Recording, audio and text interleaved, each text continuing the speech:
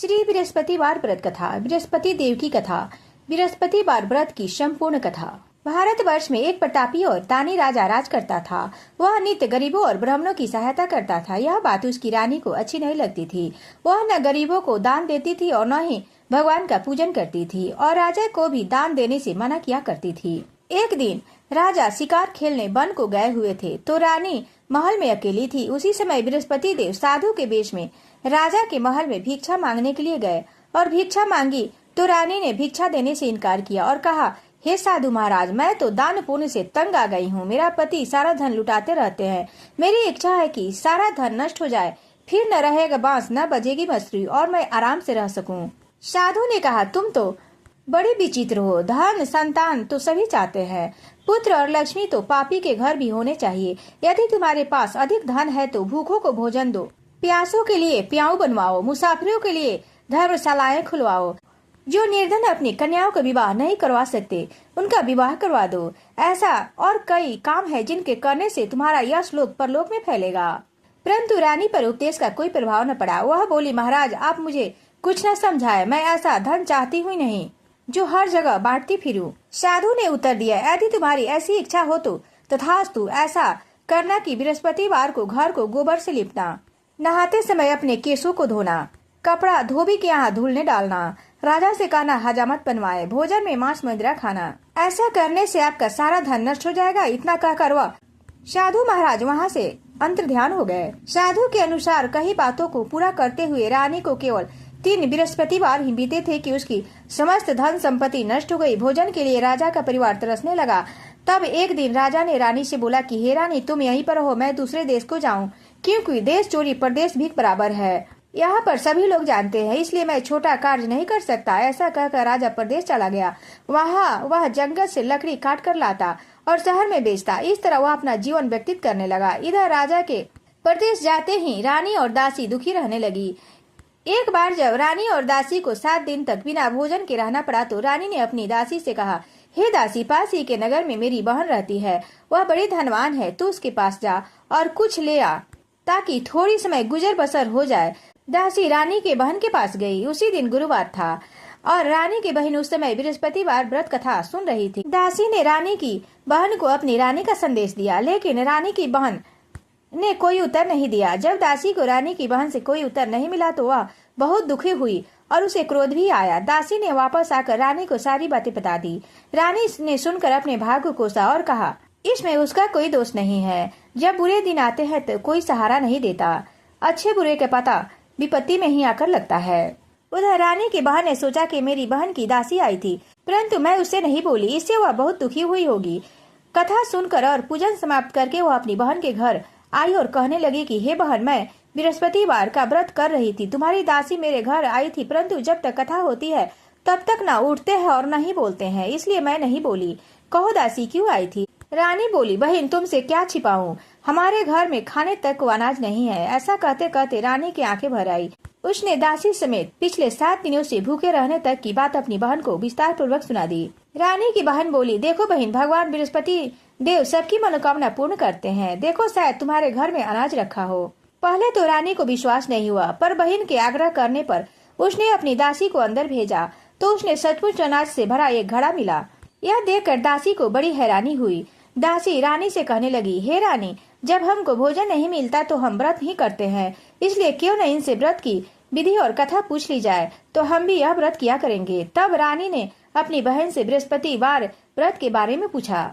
उसकी बहन ने बताया, बृहस्पतिवार के व्रत में चने की दाल और मुनक्का से विष्णु भगवान की केले की जड़ में पूजन करें तथा दीपक जलाएं, व्रत कथा सुने और पीला भोजन ही करें। बृहस्पति देव ऐसा करने से प्रसन्न होते हैं। व्रत की पूजन विधि बताकर रानी की बहन अपने घर लौट गई। 7 दिनों के बाद जब गुरुवार का दिन आया तो रानी और दासी ने व्रत रखा। घुड़सवार में जाकर चना और गुड़ बीन कर ले आई। फिर उसने केले की जड़ तथा विष्णु भगवान का पूजन किया। अब पीला भोजन कहाँ से आए, इस बात को लेकर दोनों दुखी थे। चूंकि उन्होंने व्रत किया था इसलिए बृहस्पति देव उनसे प्रसन्न थे, इसलिए वे एक साधारण व्यक्ति के रूप में धारण करके 2 थालों में सुंदर पीला भोजन दासी को दे गए। भोजन पाकर दासी प्रसन्न हुई और फिर रानी के साथ मिलकर भोजन ग्रहण किया। उसके बाद वे सभी गुरुवार को व्रत और पूजन करने लगी। बृहस्पति भगवान की कृपा से उनके पास फिर से धन संपत्ति आ गई, परंतु रानी फिर से पहले की भांति आलस्य करने लगी। तब दासी बोली, देखो रानी, तुम पहले भी इसी प्रकार आलस्य करती थी। तुम्हें धन रखने में कष्ट होता था, इसी कारण सभी धन नष्ट हो गए। और अब जब भगवान बृहस्पति की कृपा से धन मिला है तो तुम्हें फिर से आलस्य होता है। रानी को समझाते हुए दासी कहती है, बड़ी मुसीबतों के बाद हमने यह धन पाया है, इसलिए हमें दान पुण्य करना चाहिए, भूखे मनुष्यों को भोजन कराना चाहिए और धन को शुभ कार्यों में खर्च करना चाहिए, जिससे तुम्हारे कुल का यश बढ़ेगा, स्वर्ग की प्राप्ति होगी और पितृ प्रसन्न होंगे। दासी की बात मानकर रानी ने अपना धन शुभ कार्यों में खर्च करने लगी, जिससे पूरे नगर में उसका यश फैलने लगा। एक दिन राजा दुखी होकर जंगल में एक पेड़ के नीचे आसन जमाकर बैठ गया। वह अपनी दशा को याद करके व्याकुल होने लगा। बृहस्पतिवार का दिन था। एकाएक उसने देखा कि निर्जन वन में एक साधु प्रकट हुए। वह साधु वेश में स्वयं बृहस्पति देवता थे। लकहड़े के सामने आकर बोले, हे लकहड़े, इस सुनसान जंगल में तुम किस चिंता में मग्न बैठा है? लकहड़े ने दोनों हाथ जोड़कर प्रणाम किया और उत्तर दिया, महात्मा जी, आप सब कुछ जानते हो, मैं क्या कहूँ? यह कहकर रोने लगा और साधु को अपनी आत्मकथा सुनाई। महात्मा जी ने कहा, तुम्हारी स्त्री ने बृहस्पति के दिन बृहस्पति भगवान का निरादर किया है, जिसके कारण रुष्ट होकर उन्होंने तुम्हारी यह दशा कर दी। अब तुम चिंता को दूर करके मेरे कहने पर चलो, तुम्हारे सब कष्ट दूर हो जाएंगे और भगवान पहले से अधिक धन संपत्ति देंगे। तुम बृहस्पति के दिन कथा किया करो। 2 पैसे के चने से मुनका लाकर उसका प्रसाद बनाओ और शुद्ध जल से लोटे में शक्कर मिलाकर अमृत तैयार करो। कथा के पश्चात अपने सारे परिवार और सुनने वाले प्रेमियों में अमृत प्रसाद बांटकर आप भी ग्रहण करो। ऐसा करने से भगवान तुम्हारी सभी मनोकामनाएं पूर्ण करेंगे। साधु के वैसे वचन सुनकर लकहड़ा बोला, हे प्रभु, मुझे लकड़ी बेचकर इतना पैसा नहीं मिलता जिससे भोजन के उपरांत कुछ बचा सकूं। मैंने रात्रि में अपनी रानी को व्याकुल देखा है। मेरे पास कुछ भी नहीं है जिससे मैं उसकी खबर मंगा सकूं। साधु ने कहा, हे लकहड़े, तुम किसी बात की चिंता मत करो। बृहस्पति के दिन तुम रोजना की तरह लकड़ियां लेकर शहर को जाओ। तुमको रोज से दुगना धन प्राप्त होगा, जिससे तुम भली भांति भोजन कर लोगे तथा बृहस्पति देव की पूजा का सामान भी आ जाएगा। इतना कहकर साधु अंतर्ध्यान हो गए। धीरे धीरे समय व्यतीत होने पर फिर वही बृहस्पतिवार का दिन आया। लकहड़ा जंगल में से लकड़ी काटकर किसी शहर में बेचने गया। उसे उस दिन से और दिन से अधिक पैसा मिला। राजा ने चना गुड़ आदि लाकर गुरुवार का व्रत किया। उस दिन से उसके सभी कलेश दूर हो गए। परंतु जब दोबारा गुरुवार का दिन आया तो बृहस्पतिवार का व्रत करना भूल गया। इसी कारण बृहस्पति भगवान नाराज हो गए। उस दिन उस नगर के राजा ने विशाल यज्ञ का आयोजन किया तथा शहर में यह घोषणा करा दी कि कोई भी मनुष्य अपने घर में भोजन न बनावे, न आग जलावे। समस्त जनता मेरे यहाँ भोजन करने आवे। इस आज्ञा को जो न मानेगा उसे फांसी की सजा दी जाएगी। इस तरह की घोषणा संपूर्ण नगर में करवा दी गई। राजा के आज्ञानुसार शहर के सभी लोग भोजन करने गए, लेकिन लकहड़ा कुछ देर से पहुंचा, इसलिए राजा अपने साथ घर लिवा ले गए और ले जाकर भोजन करा रहे थे तो रानी की दृष्टि उस खूंटी पर पड़ी जिस पर उसका हार लटका हुआ था। वह वहां पर दिखाई नहीं दिया। रानी ने निश्चय किया कि मेरा हार इस मनुष्य ने ही चुरा लिया है। उसी समय सिपाहियों को बुलवाकर उसको कारागार में डलवा दिया। जब लकहड़ा कारागार में पड़ गया और बहुत दुखी होकर विचार करने लगा कि न जाने कौन से पूर्व जन्म के कर्म से मुझे यह दुख प्राप्त हुआ है, और उसी साधु को याद करके रोने लगा जो कि जंगल में मिला था। उसी समय तत्काल बृहस्पति देव साधु के रूप में प्रकट हुए और उसकी दशा को देखकर कहने लगे, अरे मूर्ख, तूने बृहस्पति देव की कथा नहीं करी, इस कारण तुझे दुख प्राप्त हुआ है। अब तुम चिंता मत कर। बृहस्पतिवार के दिन कारागार के दरवाजे पर 4 पैसे पड़े मिलेंगे। उनसे तू बृहस्पति देव की पूजा करना, तेरे सभी कष्ट दूर हो जाएंगे। बृहस्पतिवार के दिन उसे 4 पैसे मिले। लकहड़े ने कथा कही। उसी रात्रि को बृहस्पति देव ने उस नगर के राजा को स्वप्न में कहा, हे राजा, तुमने जिस आदमी को कारागार में बंद कर दिया है वह निर्दोष है। वह राजा है, उसे छोड़ देना। रानी का हार उसी खूंटी पर लटका है। अगर तू ऐसा नहीं करेगा तो मैं तेरे राज को नष्ट कर दूंगा। इस तरह रात्रि के स्वप्न को देखकर राजा प्रातः काल उठा और खूंटी पर हार देकर लकहड़े को बुलाकर क्षमा मांगी तथा लकहड़े के योग्य सुंदर वस्त्र आभूषण देकर विदा कर दिया। बृहस्पति देव की आज्ञानुसार लकहड़ा अपने नगर को चल दिया। राजा ने जब अपने नगर के निकट पहुंचा तो उसे बड़ा आश्चर्य हुआ। नगर में पहले से अधिक बाग, तालाब, कुएं तथा बहुत सी धर्मशाला, मंदिर आदि बन गई थी। राजा ने पूछा, ये किसका बाग और धर्मशाला है? तब नगर के सब लोग कहने लगे कि यह सब रानी और बांदी के हैं। तो राजा को आश्चर्य हुआ और गुस्सा भी आया। जब रानी ने यह खबर सुनी कि राजा आ रहे हैं तो उन्होंने बांदी से कहा कि हे दासी, देख, राजा हमको कितनी बुरी हालत में छोड़ गए थे। ऐसी हमारी हालत देखकर वह लौट न जाए, इसलिए तू दरवाजे पर खड़ी हो जा। आज्ञा अनुसार दासी दरवाजे पर खड़ी हो गई। राजा आए तो उन्हें अपने साथ लिवा लाई। तब राजा ने क्रोध करके अपनी रानी से पूछा कि यह धन तुम्हें कैसे प्राप्त हुआ है। तब उन्होंने कहा, हमें यह सब धन बृहस्पति देव के इस व्रत के प्रभाव से प्राप्त हुआ है। राजा ने निश्चय किया कि 7 रोज बाद तो सभी बृहस्पति देव का पूजन करते हैं, परंतु मैं प्रतिदिन दिन में 3 बार कहानी तथा रोज व्रत किया करूंगा। अब हर समय राजा के दुपट्टे में चने की दाल बधी रहती थी तथा दिन में 3 बार कहानी कहता था। एक रोज राजा ने विचार किया कि चले अपनी बहन के यहाँ से हो आवे। इस तरह निश्चय कर राजा घोड़े पर सवार हो अपनी बहन के यहाँ चलने को लगा। मार्ग में उसने देखा कि कुछ आदमी एक मुर्दे को लिए जा रहे हैं। उन्हें रोककर राजा ने कहा, अरे भाइयों, मेरे बृहस्पति की कथा सुन लो। वे बोले, लो हमारा आदमी मर गया है, इसको अपनी कथा की पड़ी है। परंतु कुछ आदमी बोले, अच्छा कहो, हम तुम्हारी कथा भी सुनेंगे। राजा ने दाल निकाली और जब कथा आदि हुई कि मुर्दा हिलने लगा और जब कथा समाप्त हो गई तो वह राम राम करके मनुष्य खड़ा हो गया। आगे मार्ग में उसे एक किसान खेत में हल चलाता मिला। राजा ने उसे देखा और उससे बोला, अरे भैया, तुम मेरी बृहस्पति की कथा सुन लो। किसान बोली, जब तक मैं तेरी कथा सुनूंगा तब तक 4 हराया जोत लूंगा, जा अपनी कथा किसी और को सुनाना। इस तरह राजा आगे चलने लगा। राजा के हटते ही बैल पछाड़ खाकर गिर गए तथा किसान के पेट में बड़ी जोर से दर्द होने लगा। उस समय उसकी माँ रोटी लेकर आई। उसने जब यह देखा तो अपने पुत्र से सब हाल पूछा और बेटे ने सभी हाल कह दिया। तो बुढ़िया दौड़ी दौड़ी उस घुड़सवार के पास गई और उससे बोली, मैं तेरी कथा सुनूंगी, तू अपनी कथा मेरे खेत पर चलकर ही कहना।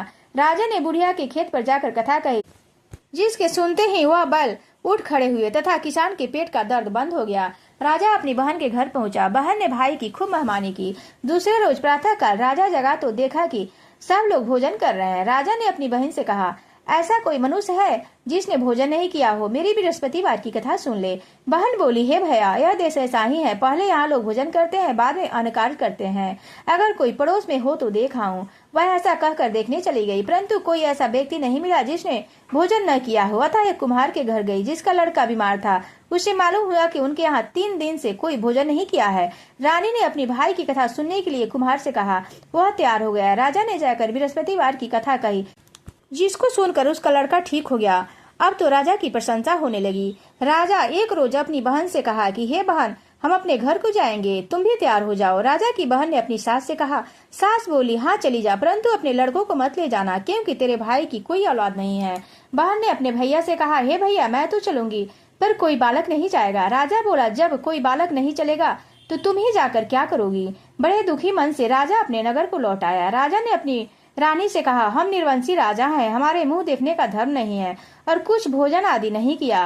रानी बोली, हे प्रभु, बृहस्पति देव ने हमें सब कुछ दिया है, हमें औलाद अवश्य देंगे। उसी रात्रि को बृहस्पति देव ने राजा को स्वप्न में कहा, हे राजा, उठ, सभी सोच त्याग दे, तेरी रानी गर्भ से है। राजा की यह बात सुनकर बड़ी खुशी हुई।